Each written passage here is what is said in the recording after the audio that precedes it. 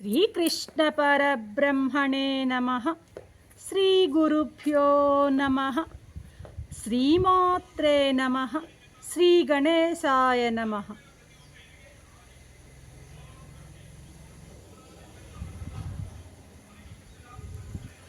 ప్రియ ఆత్మబంధువులారా, నిత్య జీవితంలో భగవద్గీత 399వ భాగం.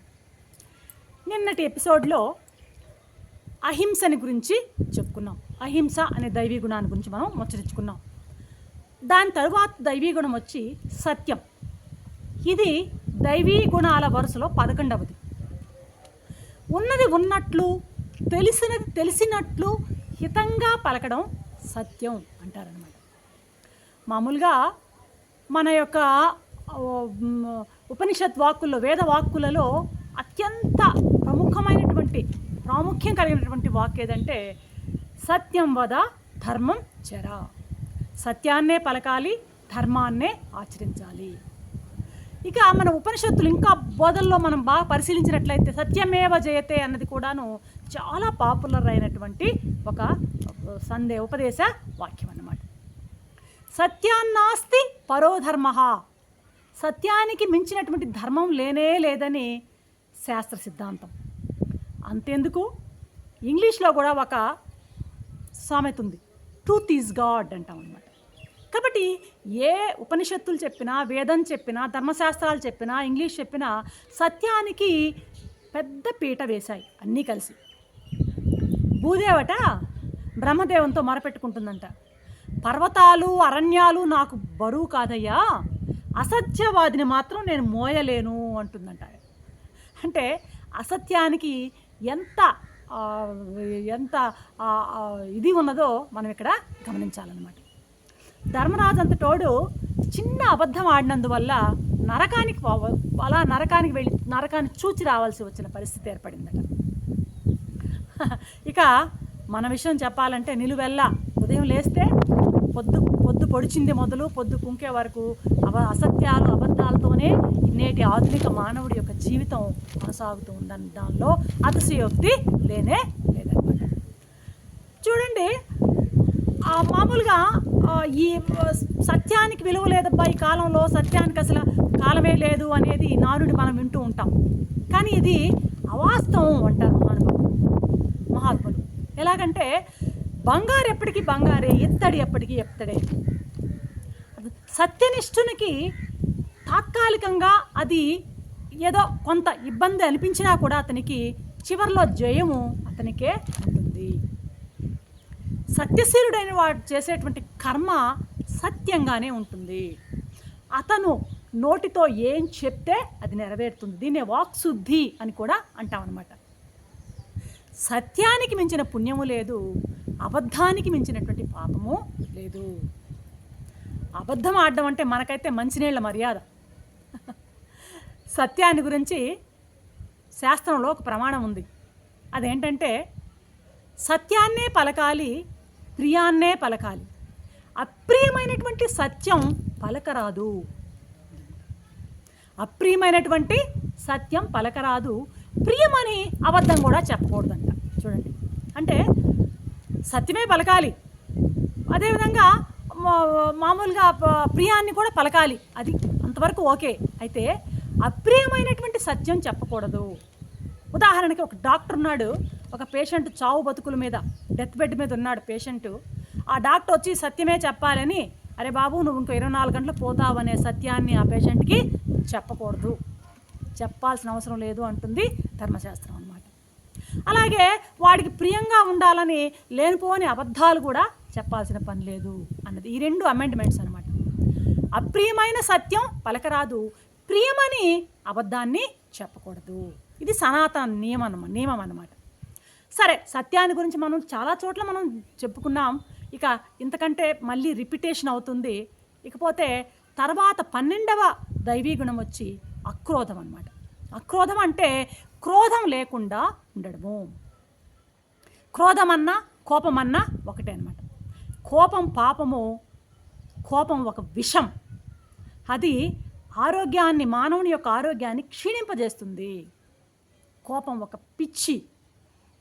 కోపి ఆవేశంలో ఏమేమో చేస్తాడు, తనకు అసలు ఏం చేస్తున్నాడో తనకే అర్థం కాదు. తర్వాత పశ్చాత్తాపడతాడు, ఏమేమో చేసేస్తాడు, తర్వాత పశ్చాత్తాపడుతుంటాడు. కోపం వచ్చినప్పుడు మన ముఖాన్ని కనుక మనం అద్దంలో కానీ చూసుకున్నట్లయితే మన కళ్ళకి మనమే భూతంలాగా కనిపిస్తాం. కోపమే భూతం అన్నమాట. అంటుంటారు, రే నేను కోపం వచ్చానంటే నేను మనిషిని కాదు అంటుంటాం. నిజమే, ఆ కోపం వస్తే మనిషి కాడు, వాడు అసురుడు, మహాభూతంలాగా ఉంటాడనమాట. ప్రబోధ చంద్రోదయం అనేటువంటి నాటకంలో ఈ క్రోధం వచ్చిన వాడు, క్రోధుడు తన యొక్క ప్రభావాన్ని తానే స్వయంగా చెప్పిన దృష్టాంతం ఒకటి ఉందన్నమాట ఒక ప్రబోధ చంద్రోదయంలో. ఏంటి ఆ పద్యం ఎలా ఉంటుందంటే, అంధః కరోమి భువనం భదరీ కరోమి ధీరం సచేతన మచేతనంతా అంటూ సాగుతుంది ఆ పద్యం. ఆ కొరవ ఇంకా ఉంది. అంటే దీని అర్థం ఏంటంటే, నేను గన ఆవహించానంటే, క్రోధుడు చెప్తున్నాడు, నేను గన ఆవహించానంటే కళ్ళుండి వాడు గుడ్డివాడైపోతాడు, చెవులున్నా చెవిటివాడైపోతాడు, తెలివి ఉండి తెలివి లేని వాడైపోతాడు, వాడు మంచిని చూడలేడు, మంచిని వినలేడు, చదివిన చదువులన్నీ కూడాను వాడికి ఏమాత్రము ఆ సమయంలో సంస్కారం కానీ చదువు కానీ ఏమీ వాడికి ఉపయుక్తం కాదు అంటాడనమాట క్రోధుడు. ఇది క్రోధభూతం యొక్క స్వరూపం. మామూలుగా ఒక చిన్న దృష్టాంతం, కబీర్ బాగా ఆయన భక్తుడుగా ప్రఖ్యాతి పొందాడట. ఆ ప్రఖ్యాతి పొందిన కబీరును దర్శించాలని ఒక ఫకీరు ఆయన ఇంటికి దయచేశాడనమాట. కబీరు ఆవరణలో ఒక పందిని కట్టేస్తున్నాడు అనమాట. అంటే కబీర్కి ముందుగానే తెలుసు ఈయన యొక్క యోగ్యత ఎంత అన్నది. ఈ ఫకీర్ గారిది ఒక పందిని తీసుకొచ్చి ఆవరణలో కట్టుకున్నాడు. ఈ ఫకీర్ లోపలికి వస్తూనే ఆ పందిని చూస్తూనే అగ్గి మీద గుగ్గిలం లాగా చెలరేగాడు అనమాట. అయ్యా, ఏం ముసల్మానం అయ్యా నువ్వు, హరాంని ఇంట్లో కట్టుకున్నావే. హరాం అంటే హిందీలో పంది అని అర్థం అన్నమాట. హరాంని ముంగిట్లో కట్టుకున్నావు, నువ్వే ముసల్మానవయ్యా అంటూ చుర్రు బుర్రుమని చిందులేశాడు అనమాట. కబీరు ప్రశాంతంగా, అయ్యా ఫకీర్ గారు, ఈ హరాంని నేను బయటే కట్టేశాను కానీ నువ్వు లోపలే కట్టేశావు కదా అన్నాడు. హరాం అంటే కోపము అనే అర్థం కూడా వస్తుంది, పంది అనే అర్థం కోపం కూడా అనే అర్థం వస్తుంది అన్నమాట. కాబట్టి ఆ కోపం అనే దాన్ని నేను బయట కట్టేస్తే నువ్వు లోపలే కట్టేశావు కదా అని ఆయన చతురతతో అన్నట్టుగా మనకి తెలుస్తూ ఉంటుంది కబీర్ యొక్క చరిత్రలో. ఈ క్రోధం అనేది హృదయంలో క్షోభను కలిగిస్తుంది, విపరీతమైన క్షోభను కలిగిస్తుంది. ఆ క్షోభ ఎంతవరకు ఉంటే హార్ట్ అటాక్స్, బ్రెయిన్ స్ట్రోక్స్ వచ్చేంత ప్రభావాన్ని కలిగి ఉంటుంది ఈ క్రోధం అన్నమాట. చిన్న పాత్రలట తొందరగా వేడెక్కుతాయట. ఎట్టా మనకు కూడాను పాలు అవి కాయాలంటే పెద్ద పాత్ర కాకుండా కొద్దిగా చిన్న గిన్నె పెట్టి త్వరగా పాలు కాసి కాఫీ ఇచ్చే అలవాటు ఉంటుంది గృహిణులకు ఇంట్లో. అంటే చిన్న పాత్రలు తొందరగా వేడెక్కుతుంటాయి. అలాగే చిన్న హృదయాలు కూడా తొందరగా కోపంతో వేడెక్కుతాయి అన్నమాట. చిన్న హృదయాలు అంటే ఏంటి, పరిణతి పొందనటువంటి హృదయాలు అన్నమాట. ఇక్కడ మనం ఈ క్రోధం యొక్క ప్రభావాన్ని ఆలోచించేటువంటి దిశలో ఇప్పుడు అంధునికి అంటే కళ్ళు లేని వాడికి పిక్కబలం ఎంత గొప్పగా ఉన్నా ఆ పిక్కబలం అంధునికి ఎలాగ ఉపయోగపడదో, మామూలుగా క్రోధునికి బుద్ధి బలం ఉన్నా సరే, వివేక బలం ఉన్నా సరే, వాడికి క్రోధం ఉండేవాడికి వివేక బలం కూడా అంధుడికి పిక్కబలంలాగా ఉపయోగశూన్యము, ఎందుకు పనికిరాదు అని చెప్తారు మహాత్ములు.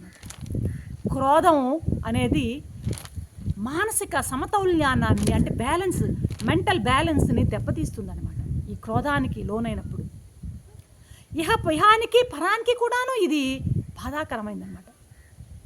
క్రోధం ఎప్పుడు కూడాను క్రోధునికి మనం వశం కాకూడదు. మరి క్రోధం రాకుండా ఉంటేనే మంచిది అసలు అనుకోవాలంటే.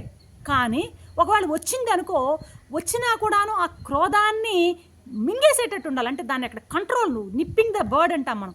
ఆ పుట్టేటప్పుడే దాన్ని అక్కడే అట్లా వించేసేటట్టు ఉండాలి అంటారు మహాత్ములు. ఎలాగా, నీకు తెలుస్తూ ఉంటుంది ఆ కోపం అనేది బయలుదేరుతోంది అన్నట్టు తెలిసినప్పుడే కొద్దిగా సంయమనంతో ఆ వాక్కుకి చేతకి మధ్య దానికి గ్యాప్ని పెంచమంటారన్నమాట మహాత్ములు. ఇంకా ఏంటంటే ఫర్ ఎగ్జాంపుల్ చూడండి, మనం తిరుమలలోకో ఎక్కడికన్నా దర్శనాలకు వెళ్తున్నప్పుడు ఆ పెద్ద పెద్ద ఇవి ఉంటాయి, ఏంటి ఆ ఎంట్రన్స్లో చెక్ చేసి మరి పంపిస్తుంటారు, ఆ లోపల ఏమైనా గ్యాడ్జెట్లు ఉంటాయని. అలాగ చెక్ చేసి లోపలికి పంపిస్తుంటారు కదా భక్తుల్ని. ఆ విధంగానే ఆ క్రోధం మనకు వచ్చేటువంటి గుణాలన్నింటినీ కూడా స్క్రీన్ చేసి వాటిని కన్నా లోపలికి ప్రవేశింపజేయగలిగినట్లయితే ఈ క్రోధం నుండి మనం బాగా తప్పించుకోవచ్చు. ఇంకా ఆ కోపం వచ్చేటప్పుడు ఇందులో నా పాత్ర ఏదైనా ఉందా, నా యొక్క లోపం ఏదైనా ఉందా అనేటువంటి చిన్న ఆత్మవిమర్శ చేసుకుంటే కూడాను ఆ కోపం యొక్క తీవ్రత తగ్గుతుంది అని పెద్దవాళ్ళు చెప్తారన్నమాట. ఇంకా సరళమైనటువంటి ఉపయుక్తమైనటువంటి విధానం ఏంటంటే ఒక 10 అంకెలు లెక్క పెట్టుకోవడం మనసులో అని కూడా చెప్తుంటారు అన్నమాట. ఇలాంటి మానసిక తత్వశాస్త్రవేత్తలు రకరకాల మహాత్ములు చెప్పేటువంటి ఆ యొక్క వాటిని మనం అనుసరించి కనుక ఈ కోపాన్ని కనుక కంట్రోల్ పెట్టుకోగలిగినట్లయితే మానవ జీవితం సార్థకమవుతుంది అన్న ఉద్దేశంతో ఈ అక్రోధం అనేటువంటి ఈ గుణాన్ని కూడా దైవీ సంపదలో పెట్టి స్వామి మనకి ఉపదేశిస్తున్నారు. రేపు ఈ ఎపిసోడ్లో ఏ గుణాన్ని